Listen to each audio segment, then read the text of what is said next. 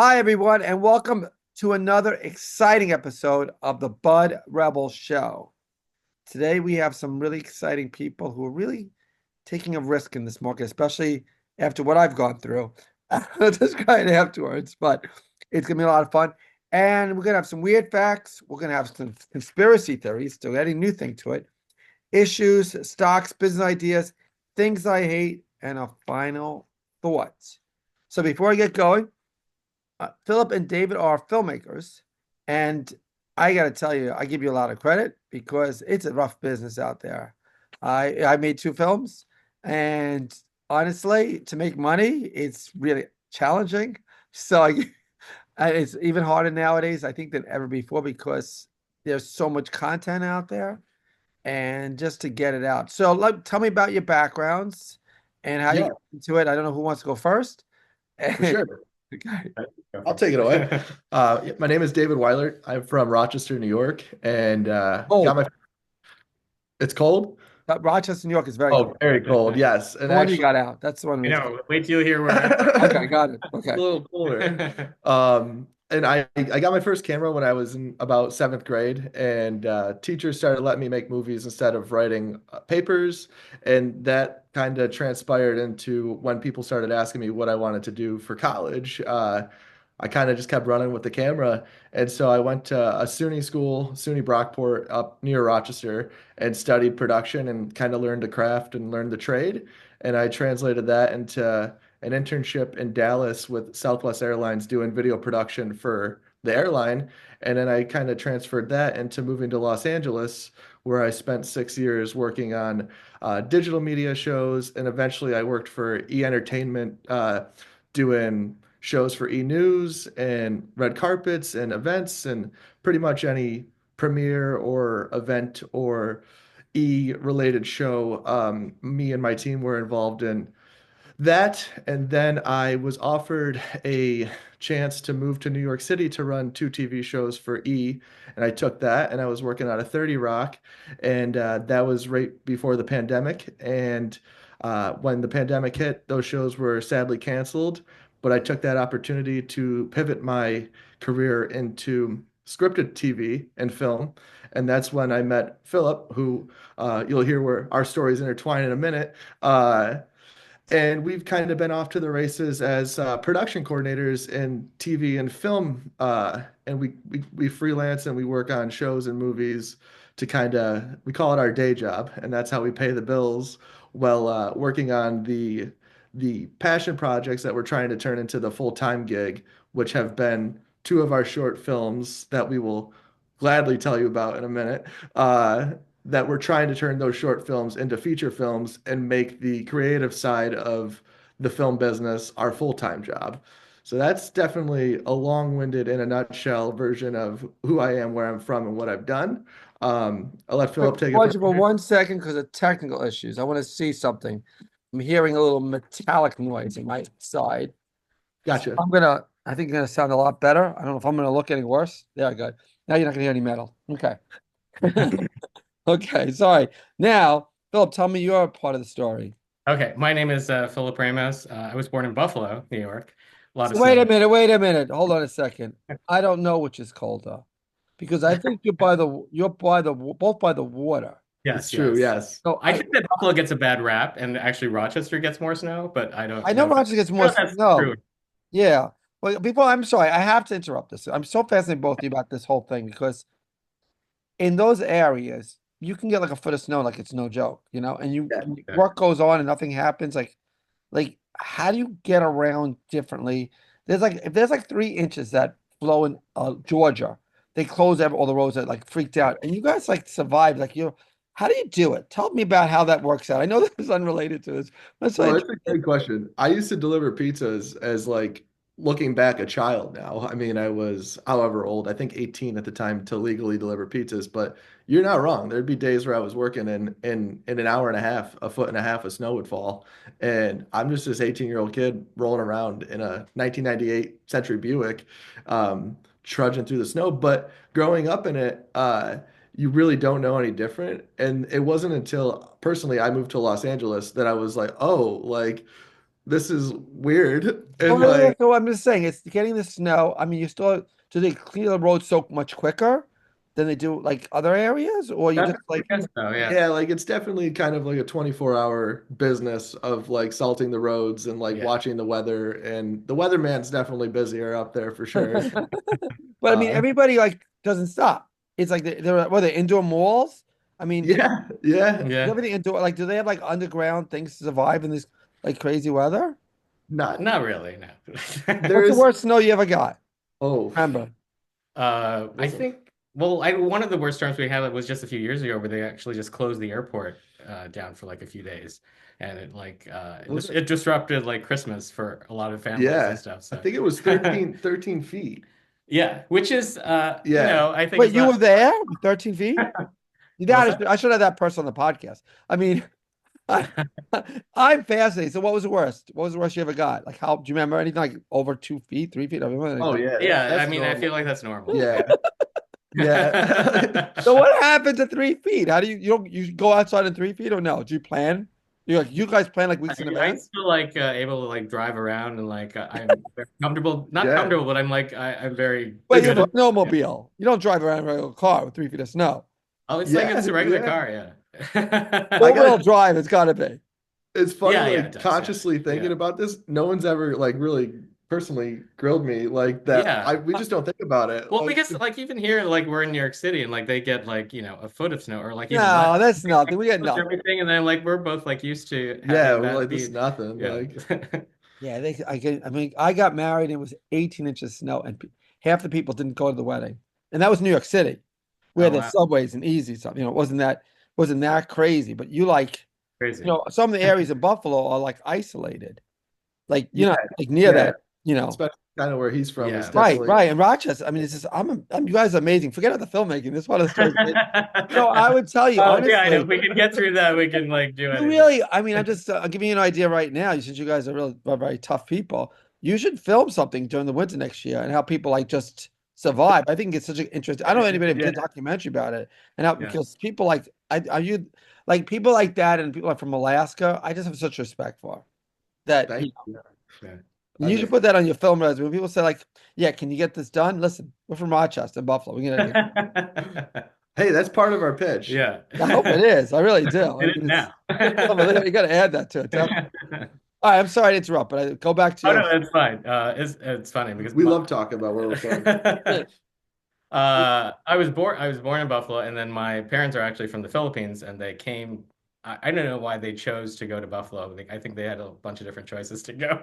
I know. How do you end up there? That's such an interesting I thing. know, so that they Like just I want to freeze. It's just too, hot in the Philippines. yeah, yeah, yeah. Philippines is warm most of the time, right? And you have very, very It is. good It's storm. hot. It's hot there. Yeah. Well, not terribly hot, but it's hot. But there's no So winter. no winter at all. And you weren't born. You were born in the I Philippines? wasn't born there, so I can't Okay. really. Okay. Yeah. So anyway, parents are both doctors, and they both wanted me to be a doctor, but I really wanted to get into film.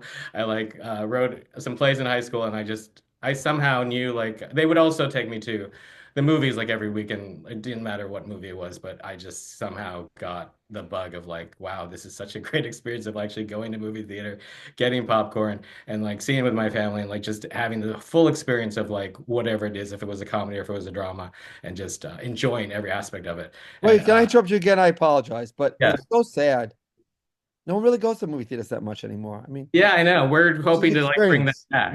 We're trying to change that. Yeah, it's just like I went to see like Wicked. It was a nice feeling to see a movie that was fun, that was Yeah, whatever. And Yeah. it's so not too often, I know. yeah.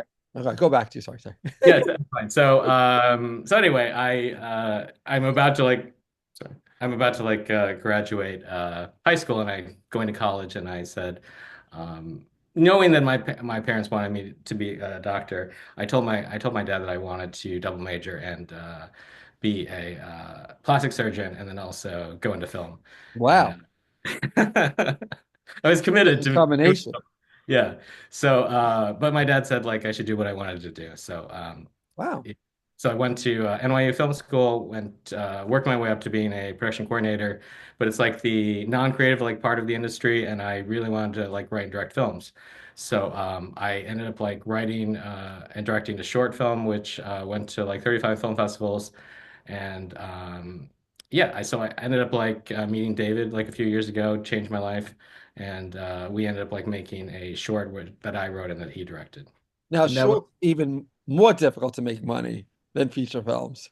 No, it's yes. Yeah. funny. It's very funny because I took a class by a guy named Dove Simmons, who taught at NYU and UCLA. And he said, if you're going to make a film, never make a short. He's like, it costs you about the same amount of money. It's about, I don't know how much it costs, maybe Yeah. it is. Yeah. Right. I think I said the same thing after I made my short. I said I don't really want to do another short because I know that you really need to make a feature to like to advance in it. So Yeah, it's a and it's a good it's a good resume builder, I guess. If people yeah, go and go to but yeah, it's a movie. good calling card for like what we want to do. So Right, right. So you guys are currently making you made a short or you're making a short right now? We made a short film. It's called The Worst Best Man Ever, and it's our take on a romantic comedy. And it's in the middle of its festival run right now.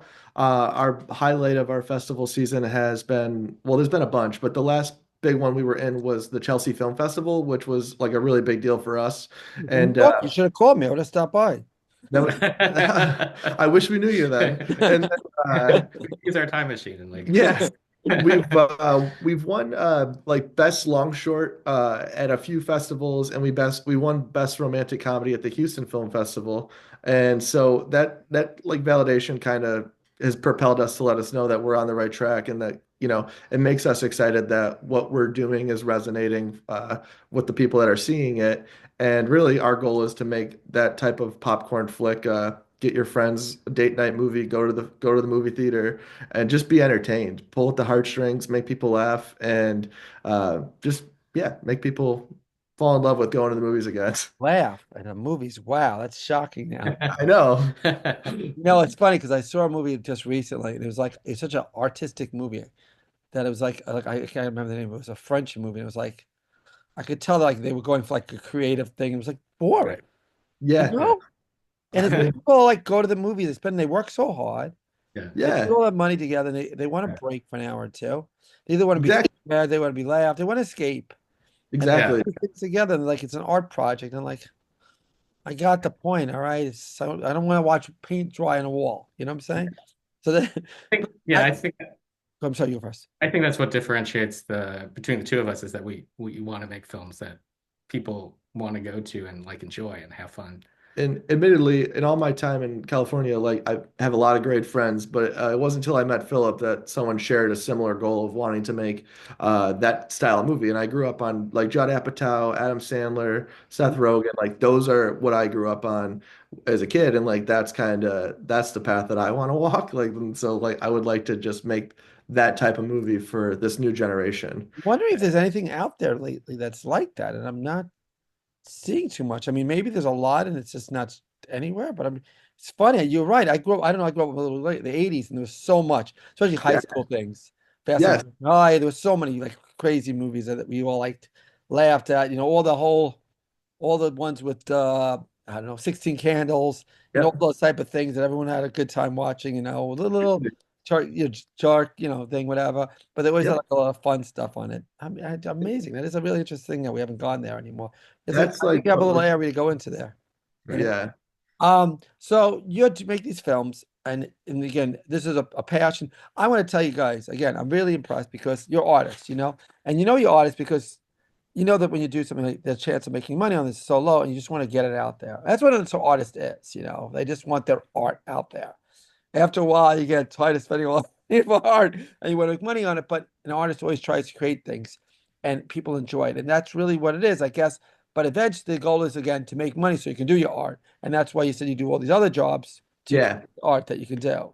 The beauty of the other jobs is they are directly in the industry, and like we're happy to talk about that as well. We're actually currently at work on one of the jobs we're working on, and the cool thing about that is when we do go to have like pitch meetings or when we're talking to a potential investor, we have the experience on the back end of spending the money and being involved in making productions at the highest level. And so for us, that experience doesn't necessarily hurt us when we spend X amount of months working on a TV show or movie that people know about. It kind of validates us and gives us a little bit of credit when we're in the room with other people telling them that we're artists. What Because a what? lot of, Yeah, because you're actually doing things that's showing you actually doing You're not just saying it, you're actually doing it and you're working with top people. And who knows, Yeah, maybe they have a few dollars to throw you away anyway, that. wouldn't hate it. And, What are you guys working on now that's like more current that people would know about? the job we're currently sitting in an office at right now is called Verity. It's a Colleen Hoover book that's directed by Michael Showalter and starring Anne Hathaway, Dakota Johnson, and Josh Hartnett. And so we're in the middle of shooting that. And before this, we came off of a show called The Better Sister. That's Jessica Biel, Elizabeth Banks, and a great supporting cast behind them. And before the strike, the show that we worked on for 11 months was And Just Like That, the Sex and the City reboot. And so, and then there are more beyond that, but from the All strike. right. Listen, I got to get this podcast to blow up a little bit. So you got to give me some deep dirt on any of these stuff. Got to tell me something. Make something up. I don't care. Not maybe we'll watch it, so you can say anything you want. Everyone's wrong. No, out of all the celebrities you met, who was like the most kind, and who's the most strange, and who's the most whatever. Give me some good stuff. Anything. Who's the most kind? That's easy. That you won't get in trouble for. Who was the nicest to you? I would say actually John Corbett. I don't know if you know him, but he also was in the My Big Fat Greek Wedding. He's very, very nice to me, and is just a very cool person. And who's like the most deep or interesting, like really fascinating person that you worked with? Admittedly, like a lot of the conversations we have are, directly related to like the work. Technical stuff. Okay. So you don't Uh, get into the nitty-gritty fun stuff. Nobody ran off the set crying or screaming, no fights, nothing, no drama, nothing like that. not No. not really at this level. Everyone, It's a long. Oh my. All right, we're gonna pause for 1 minute. We're gonna commercial break, and I got some weird facts for you when you get back. You ready? Okay, that's great. already. All right, here we go. Okay, we're back with some weird facts for you. I'm gonna talk about one on taurine. You know what taurine is?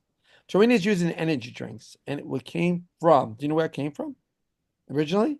No. The bile of an ox. Ooh. Oh, wow, that changes things. Now it's artificially made and all that other stuff, but Okay. originally it came from the bile of an ox. Now, to make it even more interesting about taurine, cat food, it's required to go into cat food taurine because it doesn't go into cat food. The cats can go blind, or they can lose their hair in their teeth.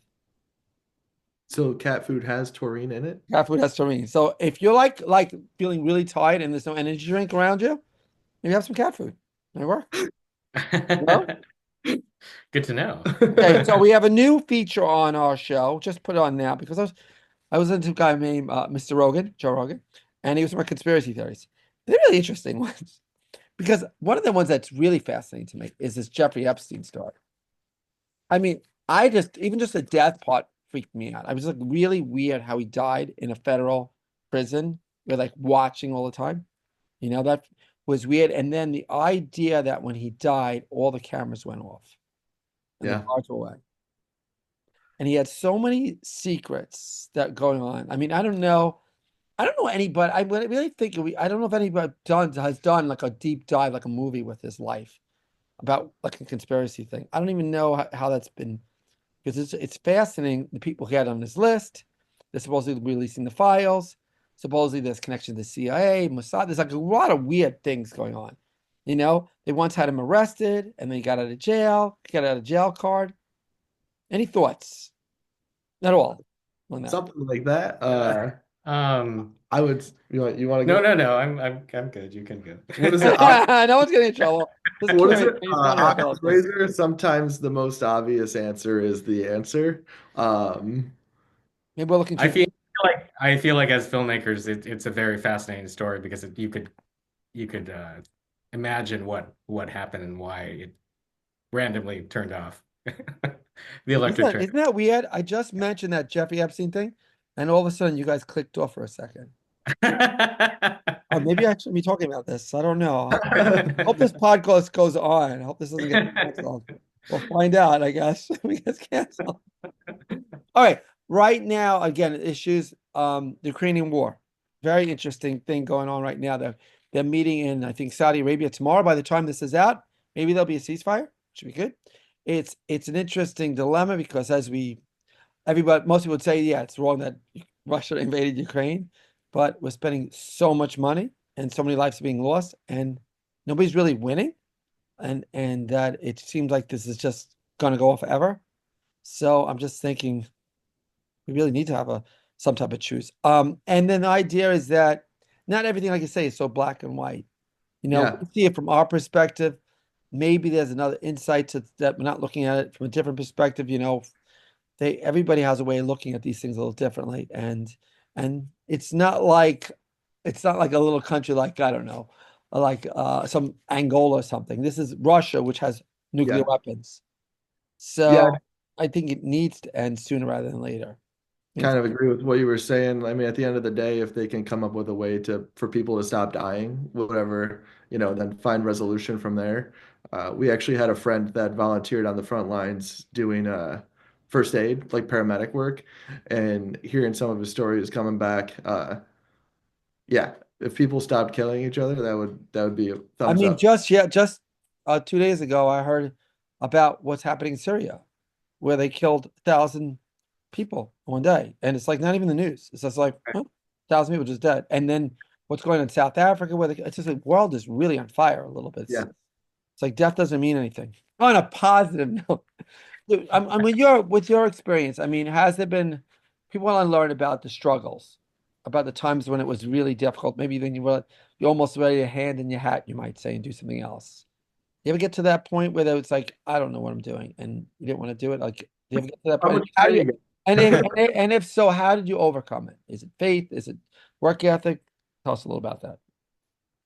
One thing before I dive into my answers, I just want to point out that it was really, really, really difficult, obviously, for a lot of industries, but the film industry, specifically, just in context of this conversation, uh, coming out of COVID and then bouncing back from COVID and then going right into a strike. Strikes. And so, even though the strike was 8 months on paper, the effects of the strike were almost a full year before any show really got staffed up again. And then, admittedly, we consider ourselves grateful and lucky that we were like on a show, a year after the strike. A lot of our friends. They're still not working. So, Yeah. so with that in mind, and then kind of having my career kind of happen starting from about 2012-ish till now, so about 13 to 15 years. Um, I think having those things that had happened in like a vacuum kind of keeps it in perspective where there are certain things that were out of our control. And so even in some of those moments that I never really wanted to give up, but when I considered doing other things, my support system, my family, they were very quick to remind me that this is not, it's not like I'm just not getting hired. You can't go to work today. There's a strike. You literally can't enter. We're both in a union, IATSE, and you literally can't cross the picket line. So there's factors outside of our control. I think for me, in the last recent memory, not in wanting to throw in the towel. It was very challenging making a short film and funding it ourselves. And um, it's comedy. And admittedly, not everyone always wants to hear what I have to say, and especially from a male-driven comedy. And I And the think there, white male-driven probably. Ooh, yeah, I mean, that's why you brought this guy on.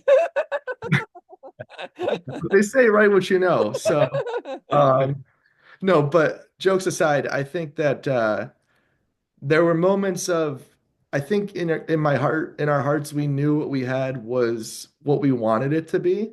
But until somebody sees it and kind of validates it, you're really just like, did I just blow my life savings on this? And then it's just kind of like, I got to a point in my career where I spent a long time making a lot of other people successful. And it was like, part of my French, shit or get off the pot. It was like, do it or go home. And so it was kind of like, went all in on ourselves and came out with a product we're very proud of. And uh, hindsight being 2020, I wouldn't change any, all of my experience led to this moment. I wouldn't change a thing. I would do it all over again. It's a very interesting point because that's it. Like when I was making my film. It's like everything was going wrong. The lighting fell. I'm sure you had an experience that people didn't show up, so things were all over the place. And when you get it done, it's like you willing to give everything at that moment. It's like everything is Yeah. done at that moment. So I don't know yeah. if you have. Well, yeah, I guess I think up until the point of like when I had made my short, and then uh, going around to film festivals and like having people see it, it just like gave me a lot of confidence of like this is the path that I want to go to. Because then if I'm able to make this short and it's able to like move and like inspire and like do all this stuff, then I'm definitely something that I want to do, which is kind of frustrating for me because I I know You that want to do it now. I know that I know that I've created something that's great, and then again with our show that it's great as well. It's just that I it's frustrating in the idea that that it w won't let me give up on my dream of wanting to say just throw in the towel and just say, hey, I don't want to do this anymore because of the reception that I had with the films. It's just like, well, I know that I need to do it. I know that I need to like get up and still make the feature films that we want to make just because uh, it was a successful run. So So what so what I was gonna say is what did you do during these tough times that you kept yourself busy when there was a COVID or the strike? What did you how did you fill your days during that time period when it was a little empty? I mean, luckily we had finished on and just like that in May, right before the strike, like the first week of May in 2022, or was it 23? It was 23. 23, 23. 23. And then we were obviously a small budget non-union film, so and we shot in June before the actors went on strike. So luckily for the entire duration of the strike, we were editing the short film, Oh, good. which was a blessing just because like it really like in a time where no one's doing anything, we were in the cave chiseling away at this project. Uh Admittedly, I don't really talk about this much, but I had a friend I helped out. I work at a bar during the strike, and so that kind of kept the social life alive while also keeping me occupied a little bit here and there. Um, and then, like I said, luckily we have great support systems and great group of friends that would constantly remind us that our situation was factors outside of our control, and the things that we could control, we felt like we had a really good handle on it. And um, but I definitely had a moment about 2 years ago that I do remember like breaking down like in front of a friend. Like it was just like one of those moments where like every single thing for days is just going wrong and Mm. like trying to make ends meet and like trying to just um, muster the energy. Like can't fall asleep. You're up till 4 in the morning, stressed out about when's the strike gonna end? Strike's over. When's the next job gonna come? Should I go into a different career? I used to work in live TV. There isn't much live TV happening. Like there's no, shows that entertainment news without any movies coming out or any shows coming out. What are they talking about? So it's like you're just spiraling. And I think luckily it was my family and my support system, our friendship, and kind of having that passion project that was like, this is the perfect time to go have unlimited amount of time to make this thing as good as we want to make it. So Now this short, can it be expanded to a feature, or do you have other features that you're looking to do, or how's that looking that way? both of our short films, mine, The Kidnapping of a Fish, I directed, Philip wrote it. This is a proof of concept short film for a feature film called Groomsday, and we're actively trying to find investors and meet with people that might want to help us get the ball rolling to make a very similar style comedy, similar in tone and visually, with a little bit of a different story. It's not like we're just taking the short film and adding more scenes. It's kind of its own independent story in the short film, and then the feature film is like similar but different. And How so does that process work? Do you go to like certain parties where people are? Do you knock on, how does that whole thing getting funding? And I mean, one of the things that's very interesting. as Go soon as ahead. we figure it out, we will come back. I promise you. You'll be my But first email. it's funny though because I mean, I think California known as a great warm place, all that fun stuff, but I think it's the BS capital of the country. I think everybody says they know somebody that knows somebody that was in this and then was that. and half the time you're probably trying to talk to somebody that you shouldn't be talking to because someone else knows somebody else, and Yeah, I mean, it's I a think lot it of, you go all to a lot relates. of parties with these things and social It, engagements. yeah, I Yeah, think it's it's like all festivals. timing. Yeah. Like I think most of life is timing, right place, right time with the right skill set. And so, you know, that's luck when preparation meets opportunity. And it's just kind of like uh, we literally knock on every door. We throw every dart at the wall. We hope one sticks, and we don't plan on stopping until one does stick. And we're constantly pushing the envelope forward, even if it's a small thing here or there, just to keep it relevant and keep talking about it. And kind of as we were talking earlier, I think one of the reasons that neither of us have ever given up, it almost feels like the universe has got just a magnet pulling us to whatever we're supposed to be doing. And sometimes we've wanted to jump off the train and it just kind of like pulls you right back in. And Right. it's Well, this is just like, what Joe Rogan said today. I got just one Joe Rogan. He was saying, Okay. he was saying basically maybe this is all made up. Maybe we're all like living in like a visual. It's a while. yeah, It's that all can, like it's I all can like a talk. game we're living in. It's all like a video game. Yeah, We didn't realize we got in the video game, and we'll all get out and like, wait, yeah. what Right. happened? The question- So you working together, have you had like, because you're both creative people, do you ever have conflicts about how which way to go, what to do? How do you settle those differences? Was it a I think fight, we a have duel? we have a good like working Oh, relationship. come on. I want the fight in the duel. Come Looking on. for some dirt. Like I would say that any discussion or just for you, we'll call it an argument. Ends in Always a leads. fight, right? Ends in a fight and you tell. Oh, I think it always I'm leads just to the best. joking. I think it always leads to the best product. And I think that we're good at compromising. And there's certain parts of, we always say I'm more of the broad stroke guy. And Philip is more he can tinker. Like, I'll be like, hey, X has to happen, Y has to happen, and then Z has to happen. Here's the I'm more of the dialogue like yeah, he's person. more of, I'm like, hey, they're gonna fight here and throw this one line in. And then he'll be like, "Bah, bah, bah, bah, bah, bah, bah, bah." And then all of a sudden it's like, oh, this is poetry. Thank Right. you. And Oh, I'm going so to tell you what I'm doing that's different. We're doing I wrote a script a while ago. My films did not do financially very well at this point. So I decided to do it as a podcast, the movie as a podcast. I'm getting bigger names because the cost is low. You don't Right. have any worry about lighting. You don't have to worry about makeup. You don't Right. have to worry about set design. It's all very, very controlled and it takes 3 or 4 days to do it. And I don't know if there's any chance to make quote revenue on it, but the idea is the cost is so low that if people like it, maybe they'll come back to me and say, hey, do you want to make it as a film? yeah, Or Right. do you want to do other projects as a film? You yeah, know, because I find myself enthralled driving to work sometimes. Because I never knew about these really good podcasts to listen to. And it's just like people have a lot of time in the car, and it just yeah. adds so Right. much to it. Yes. Mhm. So Some people have a lot of lots just of a thought, case maybe in the future. Just something to think about. That was No, I a like business idea. Now I'm going to give you a business idea. Okay, yes. maybe this is something different. This is called Mindfulness Monthly. And the idea is once a month you would get a little package, and in the package it would contain things to help you become more mindful.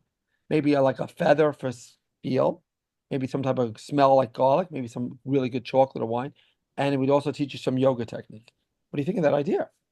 I love I it. like it. Yeah. In some regard, I do those things in my personal life. And so that would be something I would pay for. I could. You're my first customer. Very good. I, That's a What's the promo code?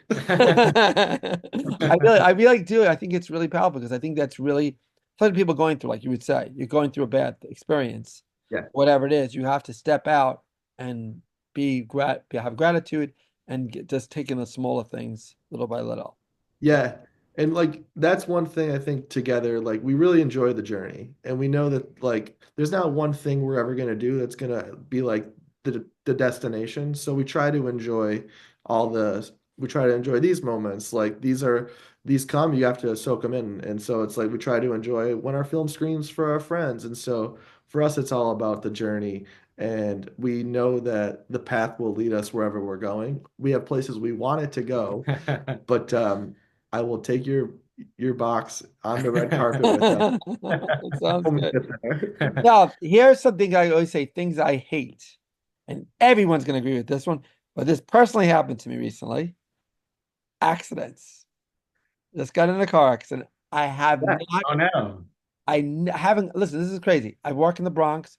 I drive all over. I drive in blizzards. I drive in hurricanes. I drive everywhere. I don't know what the hell happened this time. I was in, I think, all the way to the left lane, and I was just moving. I'm literally 2 miles an hour, literally 2 miles an hour, and boom, hit the back of the truck, hit the back Oh, of my, I think it's a blind spot, right. and it's like, oh, it's so ugly to look at. The good news is the back of my car, so I don't have to see it all the time. I feel And like New York has no fault insurance, yeah. so which is always good too. So I'm gonna get repaired. And it was another thing that was good about it. It was early this year, someone hit my car and drove away. So don't tell the insurance company. It happens. Yeah, yeah, yeah. Well, I didn't want to get it repaired because the lease. Have you been in accidents? Anyone? Car accidents? Um, Don't make me feel lonely. Don't make me feel lonely. You're in nothing. like I've had like What's that? but I'm sorry. I've hit. I somehow there was like a year that I was constantly hitting deers. What Like is it with deers? What is it? You think like evolutionary, they would sort of like go like, hey, this is something we should just wait a moment, like not go across the street. well, no, it's just Their weird. I cousin, feel like they would say like their cousin ended on the road like that, like maybe they should think about it. Was it like a red sleigh? no, I was like saying that I think that my the car that I was driving was like a magnet for like deers to just like come, even like however I was like trying to avoid them, they would just somehow hit Maybe me. it's suicide. Maybe it was a suicide thing. Maybe it was suicide. Maybe it was related to Jeffrey Epstein. Too much You know? snow in Buffalo. These deer were just had enough. But Uh, Speaking of cars, I'm glad that it that I hit one of them because we got a like a brand new car now out of it. how about you? Oh, I other than deers, anything else? No people. I mean, you have some of that. Okay. I I Little people. my whole friend never really had an accident, and then about a year ago, Oh, a scooter hit me head on. I was waiting to turn left at an intersection, and this lady was, I was waiting to turn left, and this other lady coming on the two-way was not going at the green light. So the scooter went around her into the middle of the lanes, and he just went right in the front of my car. And then he did go flying. And oh, so did you got a little gratification. now I'm in the middle of the intersection and like Sorry. up to me like yelling at me and I'm like, yo, I'm not going anywhere. I have insurance. Like this is not my fault. I want to talk to this guy.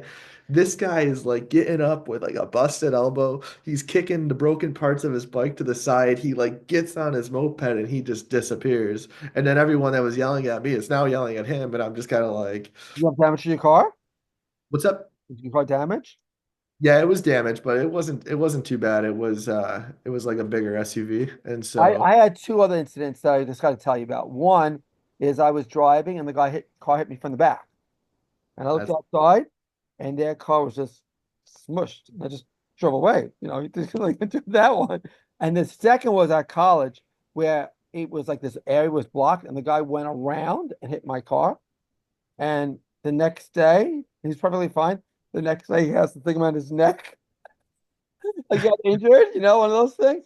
Because when I got in my car accident, somebody called me. Did you get injured? Like, they already wanted the insurance money for it. It's crazy. Okay, so if they want to know more about what you're doing and how to help you and finance your next project, how can people know about what you're doing? Tell us about that, please. We both have websites. Mine is thatstormfilms.com. Say it slower, please. Thatstormfilms.com, which which is is funny. funny. Yeah. Yeah. When you That's guys my were production company. and we can email these to you guys as Yeah. well. And And yours? my first last name, davidweiler.com. And both Gotta of do our it slow. I want to make you money. So tell the people, say it slower. davidweilert.com, and that's Okay, so how do you spell the last name? David T V David. Weilert. Okay, .com. .com. And then from there, you can find his website and vice versa, our Instagrams, and our emails are also in the contact. Facebook and everything like that's up there. More information than probably should be, but reachable. You can Google our names too, and you'll find our LinkedIn's, our Facebooks, our Instagrams. We like email, we like Instagram, and we like to talk to anybody that wants to talk about TV, film, production. Where can they see your short? So it's What? mine's still in the festival circuit right now, so it's not out for like distribution. In one-on-one conversations, we're happy to send it to people under the guise that that's not gonna be posted somewhere. And then once the festival, probably by the end of this year, hoping to get it hosted on some sort of streamer. We'll see how that goes. Um, and so ours is going to either be at festivals or we can email it to people kind of more directly. And then Phillips is actually, Mine's on Amazon and also like on my website as well. Amazon Prime. Okay, and the name of the film again is The Kidnapping of a Fish. Kidnapping of a Fish. Is there any fish in there? well, it depends how you view a fish. Oh, very good. Very good. Okay, I'm going to end with a final thought, and I'm sort of stealing this from somebody, but it's really helpful. You know, when people talk to us in the world, they actually just want three things. They want to be heard, they want to be hugged, or they want to be helped. Toughest thing is to figure out what they really want. And when you figure out what they want and you give that to them, you build a better relationship. So, Ben, it's not always good to listen to the words, but the emotion behind. And God willing, you'll get better communication with people that you love and strangers and make your life a lot better. Thank you all for joining us. And God bless you guys and keep up the good work. We'll look forward to see you in the Oscars, maybe in a year or two. Who knows? Thank you. Have a great one. Thank you for having us. Yeah, Bye thanks. bye.